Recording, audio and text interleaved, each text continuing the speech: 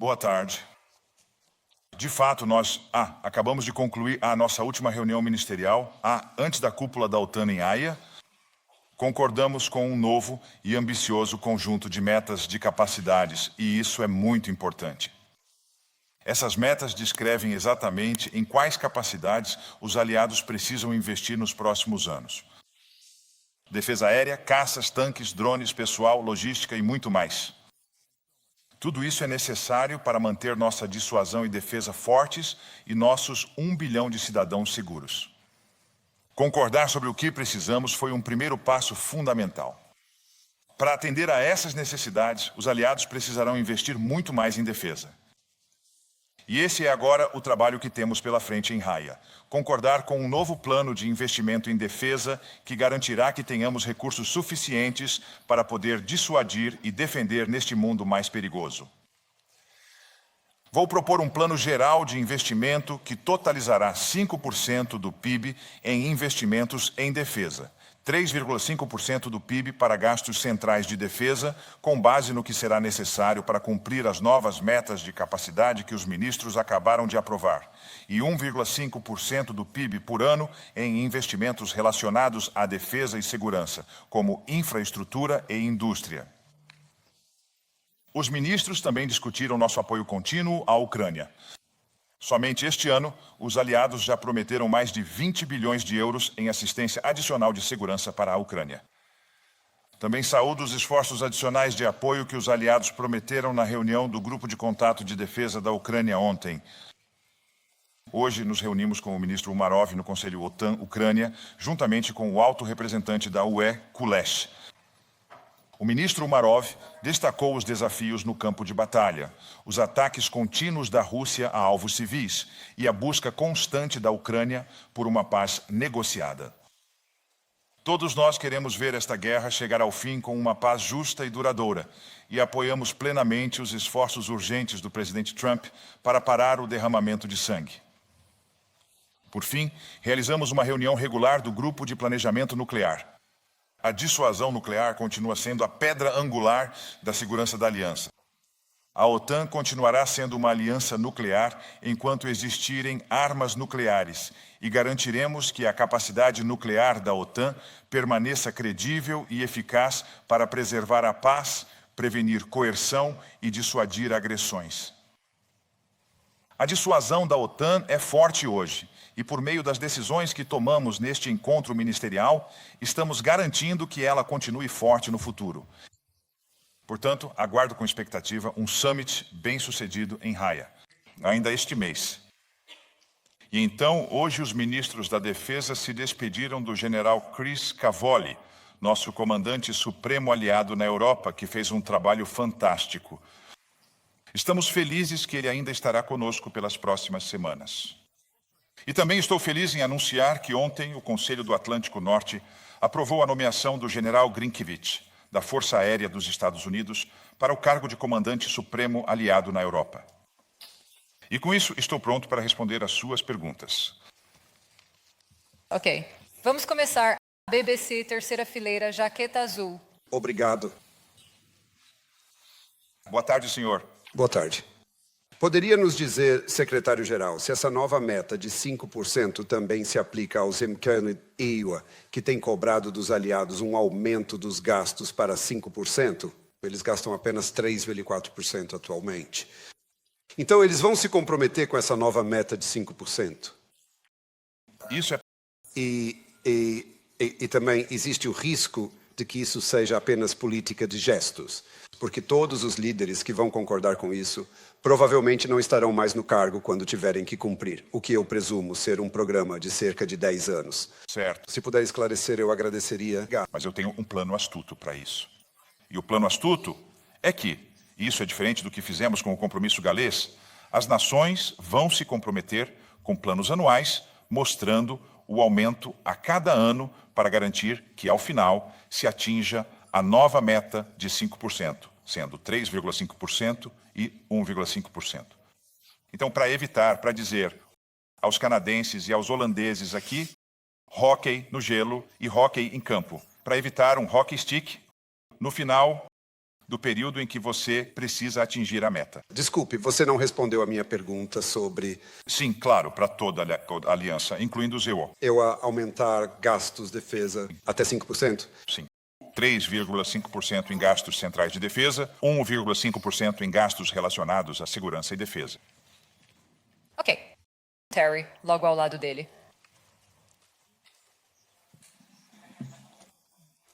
Muito obrigado. Mais matemática para você. Certo.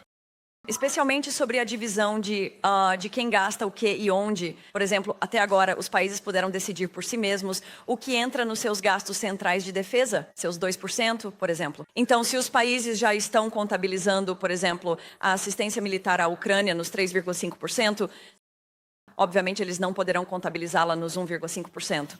Por isso, tenho interesse em saber o que vai entrar nessa categoria. Já houve muito debate sobre isso. Alguns países disseram, sabe, e quanto à mitigação das mudanças climáticas? Isso também afeta nossas forças armadas. Vocês vão definir com mais clareza o que pode ser contabilizado nos 3,5, o que pode ser contabilizado nos 1,5. E até onde estão dispostos a flexibilizar isso? E quando... O aliado já disse que acha que pode cumprir suas metas de capacidade atuais com os atuais 2%. Isso é mesmo crível? Bem, eu não vou entrar agora em todos os detalhes, porque, claro, os aliados vão consultar e discutir nas próximas semanas até a cúpula de Higgs. Mas, de modo geral, a ideia não é mudar as definições dos atuais 2%. E como eu disse, estamos tendo essa discussão e, neste momento, não vou entrar em mais detalhes. Isso ainda está em andamento e os aliados estão consultando uns aos outros sobre esses detalhes. Ótimo. Vamos fazer uma pergunta de cada vez, Terry.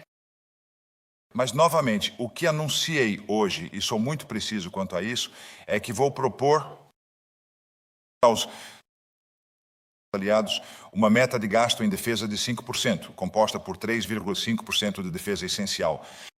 Você pode comparar isso com os antigos 2% e 1,5%, basicamente. Em questões relacionadas à segurança e defesa, como mobilidade militar, garantir que a base industrial de defesa seja desenvolvida, garantir que nossas sociedades estejam bem preparadas para situações em que uma guerra possa eventualmente eclodir. Eles vão consultar sobre isso nos próximos dias e semanas e nós vamos. Não tenho dúvida de que resolveremos todas essas questões antes da cúpula. Ok, vamos para a segunda fileira aqui. O general sem gravata. Sim, não é uma crítica, mas foi notado de certa forma. Eu usei ou não hoje. E quanto ao componente de 1,5%, tudo isso parece uma forma matemática de atingir a meta pendente, somando ao objetivo de 5% do Donald Trump. Então eu gostaria de saber como vocês chegaram a esse número. Bem, os 3,5% estão, é claro, diretamente relacionados às metas de capacidade. E quando você observa essas metas de capacidade, mas também onde estamos em relação ao cumprimento das metas de capacidade da última rodada, ainda existem muitas lacunas. E com os russos se reconstituindo, sem dúvida alguma, não podemos correr o risco de ainda termos essas lacunas em alguns anos. Portanto, no futuro próximo, precisamos alcançar isso. Uma meta de 3,5% quando se trata dos gastos centrais com defesa.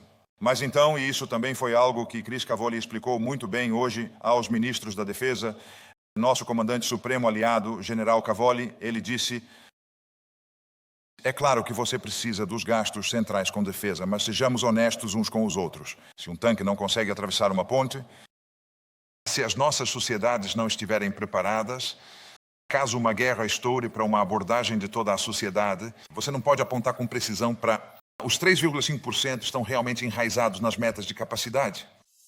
Mas é claro que se você gastar cerca de 3,5% com sua defesa principal, claramente teria que gastar pelo menos metade, um pouco menos da metade. Então, 1,5% nessas questões relacionadas à defesa.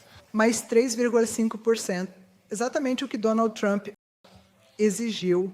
Sim. Bem, isso é bom. E neste caso, ele estava certo. Ok, muito obrigado. Vamos aqui na quarta fileira. A mulher com o lenço. Senhora, com licença, por favor, desculpe-me.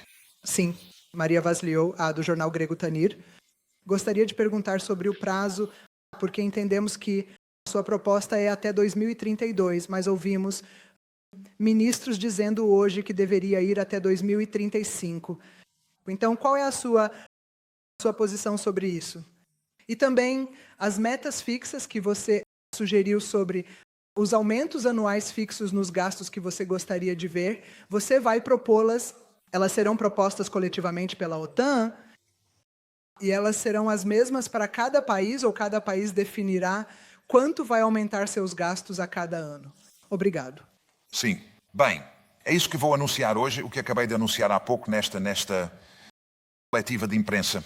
Por exemplo, qual é a data final que você quer ter alcançado isso? Como você evita um hockey stick? Hein?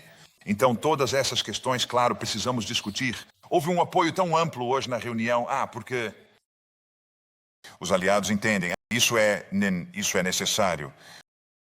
E olhem para a ameaça russa, o fortalecimento chinês. Vivemos em um mundo diferente. Vivemos em um mundo mais perigoso.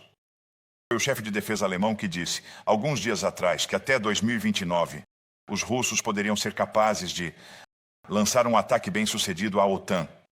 Então estamos seguros hoje, mas se não fizermos isso, não estaremos seguros no futuro próximo. E é por isso que precisamos fazer isso. Ok. Vamos para a segunda fileira, essa mulher de jaqueta azul. Sim, obrigada por esta oportunidade. Amo Ucrânia. Que tipo de assunto você discutiu com o ministro Umerov hoje? Sim, bem, discutimos ontem, é claro, bastante, a situação do apoio contínuo. Isso foi no grupo de contato de defesa da Ucrânia, presidido pelos ministros da defesa da Alemanha e do Reino Unido, Pistorius e Healy. Hoje tivemos uma reunião do Conselho OTAN-Ucrânia com os ministros da defesa. Foi muito bom. Nós realmente entramos em detalhes sobre como garantir que o apoio à Ucrânia não esteja presente apenas agora, mas também permaneça no futuro. Como podemos garantir coletivamente que, se o que todos esperamos acontecer, e realmente elogiamos o presidente Trump por seus esforços nesse sentido, um cessar-fogo de longo prazo ou até mesmo um acordo de paz venha a acontecer? Como então vamos garantir que a Ucrânia tenha o que precisa para que esse acordo de paz seja duradouro, que seja permanente? Esses foram os tipos de questões que discutimos. Houve novamente um amplo apoio ao que a Ucrânia está fazendo. Total condenação do ataque não provocado da Rússia contra a Ucrânia. Então foi uma reunião muito positiva sobre um assunto muito sério. Obrigado. Tudo bem. O cavalheiro logo atrás dela, de jaqueta marrom. Obrigado pela oportunidade. Rádio Europeia para Belarus no exílio de Varsóvia. Vou mudar um pouco o tema. Como o senhor avalia a ameaça proveniente do território de Belarus em relação aos exercícios Zapad 2025 e a intenção da Rússia de implantar suas armas nucleares em território bielorrusso? Obrigado. Bem, é claro que a OTAN monitora muito de perto as atividades militares da Rússia, incluindo os exercícios. O problema aqui, claro, é que já notamos há alguns anos que existe um padrão de total falta de transparência. Isso é realmente um grande problema. E a habilidade e o alcance dos exercícios Zapad anteriores superaram significativamente o que havia sido anunciado pela Rússia. Mas estamos monitorando isso muito de perto. Ok. Quarta fileira. Mulher loira com roupa azul petróleo. Sim, dinamarquês. TV dinamarquesa, por favor. Você recebe elogios pelas suas roupas. Sim, obrigado. O Lisa Hesselund, da TV2 Dinamarca. Oi. Eu gostaria de perguntar novamente sobre essas metas de capacidade. Eu entendo que elas são confidenciais, mas também entendo que vocês concordaram hoje em reforçar o papel da OTAN no Ártico e também no Atlântico Norte. Eu gostaria de saber, você pode nos contar um pouco sobre quais são os requisitos agora? Como eles mudaram em relação ao que era antes? Eu sei que você não pode falar sobre as lacunas, mas quais são as necessidades e talvez também quais são suas expectativas em relação aos aliados que precisam patrulhar essa área tão grande? Sim. De fato, não vou entrar em muitos detalhes sobre cada área onde a OTAN está ativa no Euroatlântico.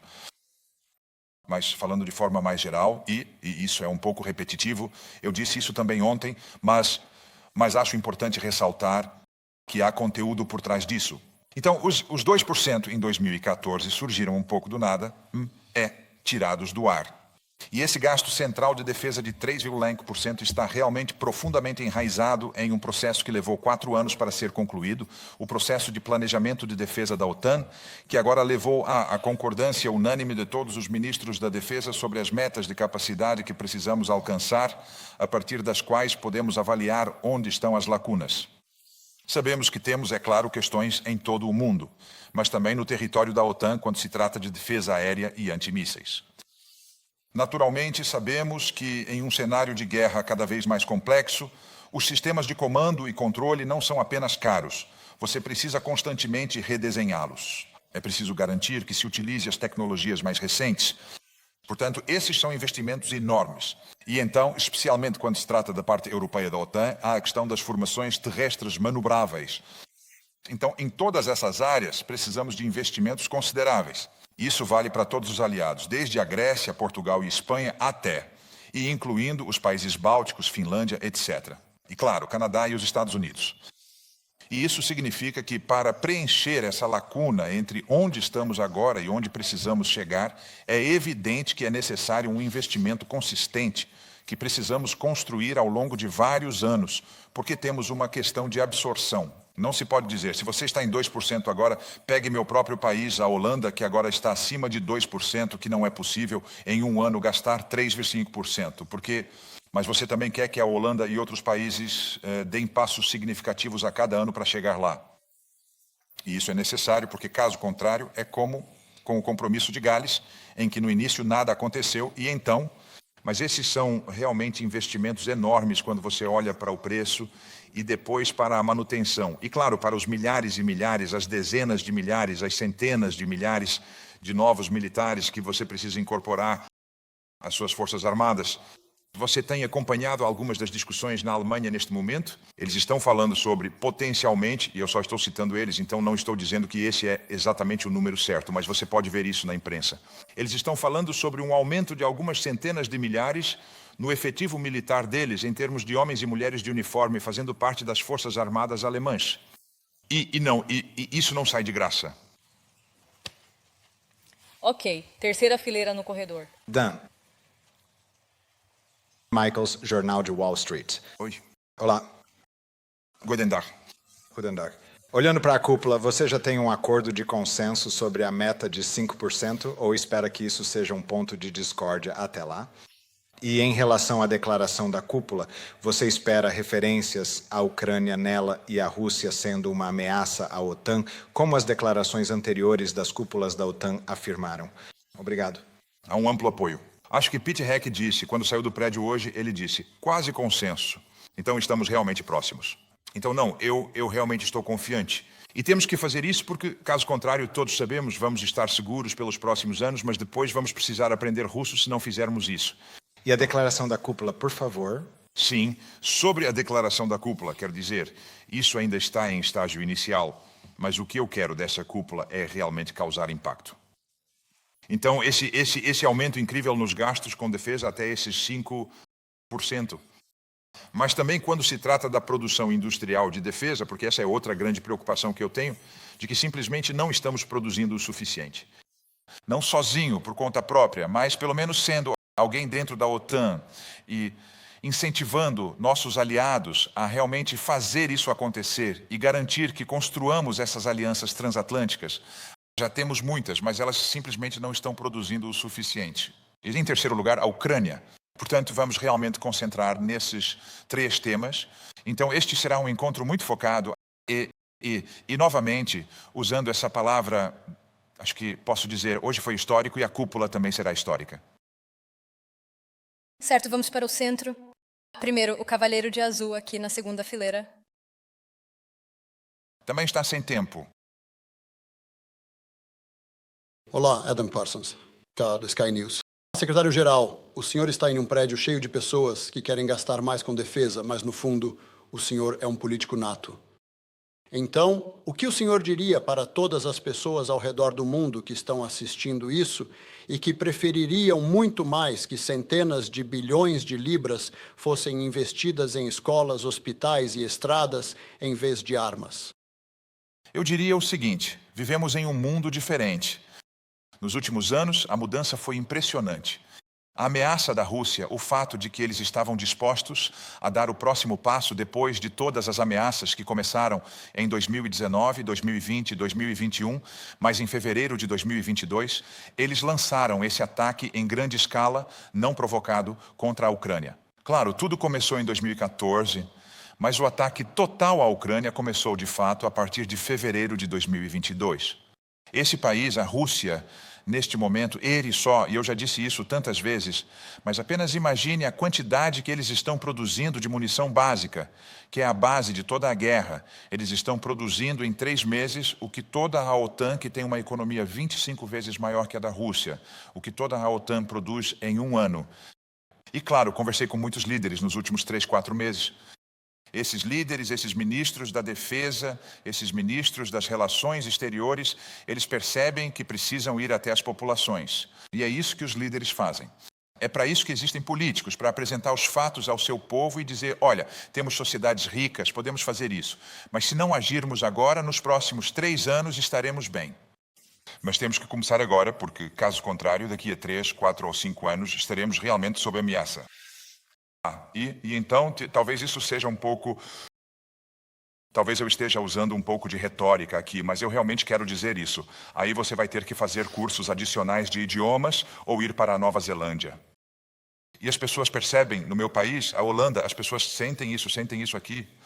Não, aqui sim também, mas também aqui e aqui, que existe, a ameaça está presente. E então, quando você gasta agora 2% com defesa e passa para 5%, e claro que há aquele 1,5% que está realmente relacionado à defesa e segurança, o que é crucial para garantir que você possa manobrar e que a sua sociedade esteja preparada. Não é impossível. Sim, é muito dinheiro, mas não é impossível. Nós somos uma sociedade rica, nós conseguimos fazer isso. Certo, nós temos... E eu preciso da sua ajuda, por favor. E claro, vocês decidem o que fazem, mas, jornalistas, vocês também têm todas essas informações e sabem que estão divulgando isso, e isso é extremamente importante. Certo, eu sei que temos muito mais perguntas do que tempo para respondê-las. Temos mais 1 ou 2 perguntas. Vamos para o centro, na 3ª fileira, por favor.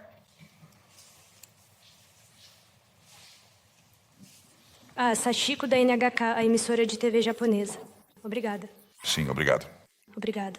Gostaria de perguntar sobre a Ucrânia. Você concorda com os europeus que qualquer acordo deve respeitar a integridade territorial da Ucrânia e não reconhecer a ocupação russa da Crimeia? E você acha que essa posição poderia afetar as ações da China, já que países do Indo-Pacífico enfrentam questões territoriais com a China? Bem, obviamente, o que acontecer quando houver um cessar-fogo de longo prazo, ou até mesmo um acordo de paz na Ucrânia, terá impacto em como a China e outros eles vão observar isso. E se não tomarmos cuidado, eles podem pensar que poderíamos deixar passar, poderíamos agir em relação a Taiwan, por exemplo. E eu estive no Japão, acho que agora faz 2 meses, uma visita muito bem sucedida com o ministro das Relações Exteriores, o ministro da Defesa e o primeiro-ministro, e visitei a base industrial de defesa no Japão. Fiquei realmente impressionado, mas claro, vocês estão próximos disso. A Coreia do Sul está próxima disso, a República da Coreia, mas também a Austrália e a Nova Zelândia, e estamos trabalhando em estreita colaboração com eles. Então, o fato de Rússia, Coreia do Norte, China e Irã estarem trabalhando juntos, e 3 deles apoiando a Rússia, os 3 apoiando os russos nessa guerra terrível contra a Ucrânia, é um fator muito relevante. Então, temos que pensar muito bem, mas eu acho que foi crucial o presidente Trump ter rompido o impasse, que ele tenha começado a pegar o telefone e se engajado com Vladimir Putin. Isso vai levar tempo. É muito difícil conseguir trazer tudo isso para uma paz duradoura e permanente, mas eu sei que ele está conduzindo isso incansavelmente, e todos nós estamos incentivando-o a continuar fazendo isso e garantindo que vamos levar isso a um fim duradouro. Mas não ajuda se eu então for dizer, sentado ali na minha poltrona reclinável e tem que ser assim, assim e assim, isso não ajuda. Ok, a segunda fileira, o terceiro a partir do final da linha. Obrigada. Oi, Lara Jakes, do New York Times. Prazer em vê-lo. Você poderia explicar um pouco, se eu entendi corretamente, como a ajuda à Ucrânia é considerada parte ou uma definição do núcleo nacional ou doméstico de gastos militares principais? Eu entendo que esse tem sido o caso para alguns países até agora. Você pode falar um pouco sobre até que ponto isso tem feito parte dos gastos militares domésticos principais? Obrigada. Sim, bem, mas quando se trata da Ucrânia, eu posso assegurar a você, seria estranho e não sensato se tomássemos decisões aqui sobre como navegamos, como organizamos isso, como definimos tudo isso, se isso fosse contra a Ucrânia. Isso não seria sensato. Então, eu não vou te dar agora, você sabe, a resposta completa, porque isso ainda faz parte de algumas discussões que estão em andamento. Estou sendo muito transparente com você. Agora, vou apenas anunciar os números e quanto à data exata de término, os passos intermediários exatos, a Ucrânia e tudo isso, nós vamos anunciar mais tarde. Mas você pode ter certeza de que nenhum dos 32 ministros da Defesa quer que isso seja organizado de uma forma em que o apoio à Ucrânia seja menor do que é hoje. Sim, e acho que não estou tentando sugerir isso. Só estou tentando entender como o apoio à Ucrânia influencia nos gastos militares domésticos dos membros da aliança. Sim, mas no momento nós temos um sistema em vigor e os países têm liberdade para navegar por ele e minha suposição básica é que não vamos mudar as regras quando se trata dos antigos 2%, dos novos 3,5%, e que a discussão está muito focada no que faz parte dos 1,5%, e aí já temos algumas grandes questões definidas. Isso envolve logística e garantir que você possa se deslocar de A para B e que seus sistemas ferroviários e pontes, etc., sejam capazes de fazer isso, preparar as sociedades e construir a base industrial de defesa. E haverá potencialmente outras questões que se enquadrarão nisso. Certo, realmente estamos sem tempo. Vamos para a última pergunta. Vamos aqui para a frente. Segunda fileira.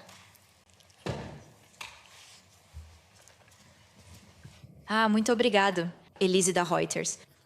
Talvez para encerrar com um tema um pouco diferente, os ministros também aprovaram hoje uma nova estratégia híbrida para a aliança.